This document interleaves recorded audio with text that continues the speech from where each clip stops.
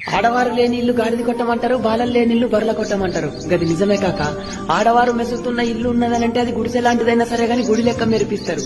ఆడవారు లేనన్ని రోజులలో గుడిలాగా మెరిసిన ఇల్లైనా సరే గాని గాడిదల కొట్టం కంటే అద్మానంగా కనిపిస్తుంది.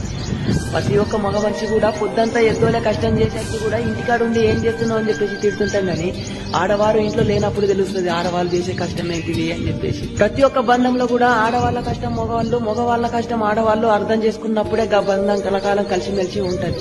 కుటుంబం కోసం పొద్దంతా కష్టం చేసేసిన భర్త తన ఒళ్ళు నొప్పులను చిరాకు రూపంలో భార్య మీద చూపిస్తుంటే భర్త తిట్టిండు కదని చెప్పేసి అవ్వగారింటికి వెళ్లిపోయి ఆడపడుచులందరూ కూడా ఈ మాట యాది పెట్టుకోవాలి. బిడ్డ, ఒకరి మీద ఒకరు ఇష్టంగా ఉండేది ప్రేమైతే ఒకరినొకరు అర్థం చేసుకుని నడుచుకునేది సంసారం. కోపమైనా తాపమైనా ప్రేమైనా తన అనుకున్న మీదనే చూపిస్తారు, పరాయోళ్ళ మీద చూపిస్తే అది పద్ధతి కాదంటారు.